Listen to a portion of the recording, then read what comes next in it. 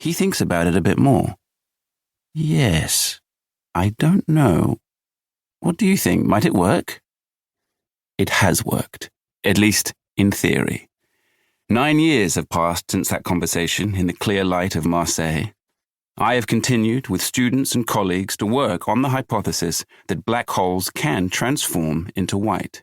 It's an idea that seems quite beautiful to me. The idea that I want to tell you about here. I do not know if it is correct.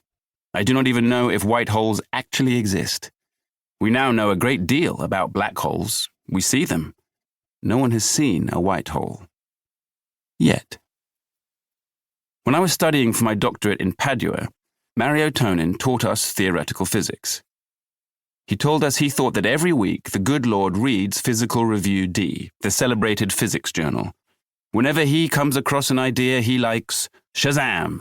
He puts it into practice, rearranging universal laws accordingly. If this is so, dear Lord, I would be grateful if you could arrange this.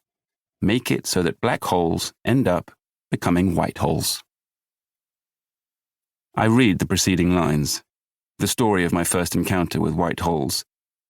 I want to explain everything in order, what kind of objects Hal and I were talking about, what we know and what we don't know about them, what the problem was that we were trying to unravel, what Hal's idea was precisely, and its implications, what it means to reverse time, nothing complicated, and what it means for time to have a direction. Perhaps, surprisingly, this is the complicated part. If you follow me, I'll take you to the edge of a black hole's horizon. We shall enter it, go down to the bottom. We'll cross through and emerge into a white hole where time is reversed. Then go up and out until we see the stars again. Let's start the journey towards white holes. Chapter 1. Actually, no. We need to journey towards a black hole first. To understand what a white hole is, we need a clear idea of what a black hole is. What is it? The first to go wrong was Einstein. In 1915, after a decade of mad and desperate work, Albert Einstein published the final equations of his most important theory, and one that is studied today in every university in the world, general relativity. Just weeks after its publication, he received a letter from a young colleague, Karl Schwarzschild, at the time a lieutenant in the German army, who in a few months would lose his life on the Eastern Front. The letter concludes with these beautiful words. As you can see, despite the incessant artillery fire, the war has treated me kindly enough to allow me to briefly walk away from all that and to be able to take this walk in the land of your ideas. A walk in the land of your ideas.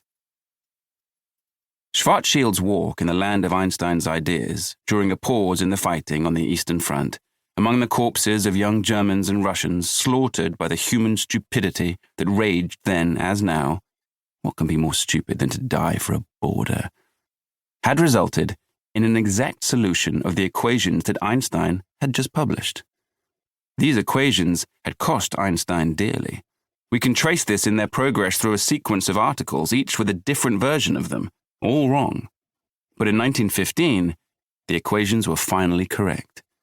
These are the equations that convinced physicists to revise their ideas on the nature of time and space, showed that clocks go faster in the mountains than in the plains, that the universe is expanding, that there are waves of space, and so on.